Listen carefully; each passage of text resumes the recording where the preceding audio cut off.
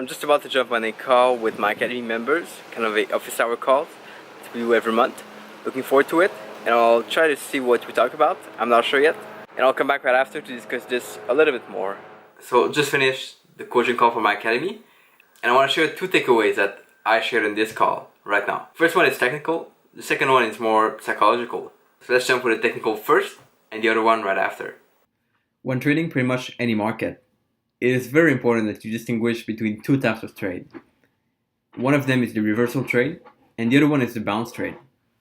Those are trades that happen kind of similarly because they have the same setup sometimes, but the big difference is going to be in where they happen on the chart. One of my students pointed out a trade on GBP AUD on the forward chart, and this is where I'm at right now.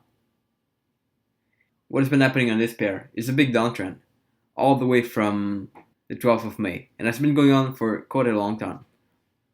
And right here, we have one of the setups that I like to take in the market, which is basically a Bollinger Band break with a strong push within, with an engulfing candle. Very good setup, except that this setup happens right at the low of a downtrend. And those type of trades are not what we call reversals, because reversal trades usually happen whenever the price is sideways. When you have 2 levels, and price is going to bounce in those levels, you might have some sort of reversal kind of pattern, such as a double top or double bottom in the opposite direction, and then price is going to most likely reverse. That would be a reversal trade. But on this pair, what we see is more sort of a bounce trade, which is a trade where we've had some previous support that we broke down of, and then we're coming back against this support to kind of test it possibly, and just do a bounce to come back down after that. And the easiest way to spot whether it's going to be a bounce trade or a reversal trade is simply where the trade happens. So if we are in a downtrend, and if we just broke a major support or resistance level, it's most likely to be a bounce, because we're probably going to go back in the opposite direction, but to go back within the trend afterward. And that is a big difference. As you can see, the setup are exactly the same. If you consider this setup right here below to this setup a little bit above, that might have been a reversal setup. It's precisely the same. Breakout of the Bollinger Band, strong engulfing candle, and that's pretty much it. But the point of this is not just to understand the terms and the words we use to describe some trades. The point here is that whenever you take a bounce trade, you will have to expect that your take profit is going to be more close as opposed to a reversal trade. A reversal trade is usually going to cause a big move, and probably the beginning of a trend, while a bounce trade is usually going to cause a small move and a reversal against the trader. So if you were to take that trade here above this candlestick and go long, you would have to take some profit around this area, because otherwise you would be much more at risk of seeing the price reverse against your trade. So that's pretty much the lesson I got today. Let's get back to the second lesson.